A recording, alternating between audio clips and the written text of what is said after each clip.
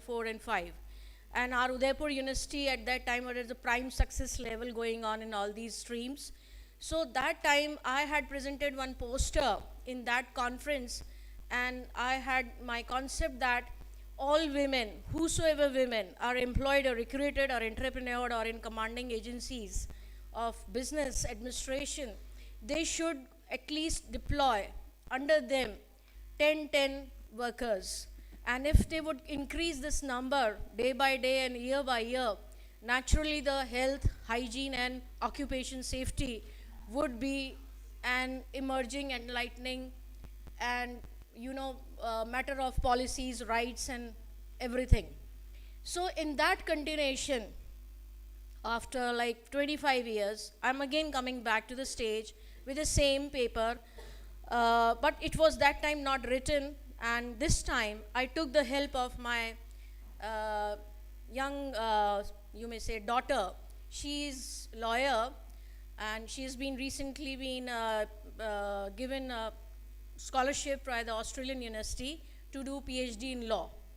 So actually she has implemented my mindset into a writing paper, and I'm also here with my mentor, Dr. Salvatore Tolone Azzariti from Oxford University, who has also been a guiding spirit to take up this cause further to this platform. So this paper attempts to study the povertization of Indian women who have been involved in domestic occupations, informal sectors, or in an organized low-wage labor. The women work has also always been unimportant and invisible as being on a secondary status and due to the gender biasness. The labor that she performs is hidden, disguised, and considered to be of low aggregate statistics. And as per Tendulkar Committee, there is always a feminization of the laborers in terms that they are never being taken as the privileged. They are always in the mask. Mask means they are always in hidden and underprivileged status. The study also delivers the idea of Amartya Sen's capabilities, approach to find resolutions as regards women having been given freedom to value their choice. So means women has to have choice and challenges together to avail opportunities to achieve economic equality. And this sort of investment, if first of all initiated through education, then it should be continued with certain sort of in the productivity level also. And the reason is that if education is lagging in certain sort of entrepreneurship exercises, naturally the discrimination would also keep on continued, and the feminization of laborers will also be into continuance in all streams, whether it is personal, social, cultural, economic and political level. And this patriarchal mindset, patriarchal mindset doesn't mean that I'm blaming any kind of males. Patriarchal mindset means that for thousands centuries, all the males have been into the world to work for the civilization, and women has been the counterpart, a life partner. You may say where she is, but she is not taking a prime place to work for the skill orientation of a women empowerment. So naturally the women's life has never been able to understand till date, even if we are going through certain other kind of changes nowadays, and as the world is going through due to wars or post-corona times. So equity and equality in terms of productivity is still a questionable agency. So the key words are povertization, domestic occupations, gender biasness, feminine povertization. So first of all, I had presented in my paper, as per the Tendulkar Committee, the percentage of women that involved in rural areas or in urban areas, and how much expenditure per capita consumption is invested on them. If we say that it is 21.9% population of Indian women is totally into kind of per capita consumption. And these statistics are insufficient because they end up counting number of households in poverty and assume that income is shared equally in the household between man and women.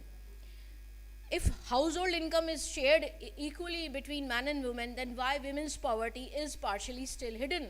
Question is because the multidimensional perspective that we take into women's poverty is their life expectancy, infant mortality rate, lack of educational opportunities, or even employment opportunities are biased, and political consciousness is still lagging in them, and the caste and creed and the sex, these are also a matter of relationship, or kind of, you may say, always investment is done if there is a progressive relationship.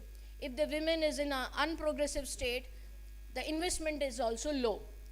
I'll give you, I'll just speak in Hindi here. Like for example, sometimes people say that कि हमको ये सारा दहेज में मिला है.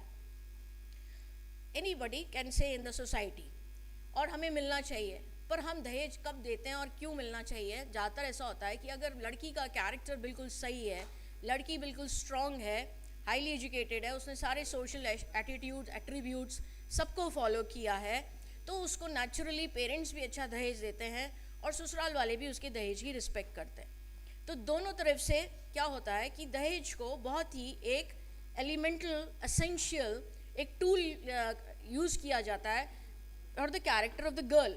If the character is subverted figure or an aberration in the society, then dahej will also not be there, the dowry practice will also be not there.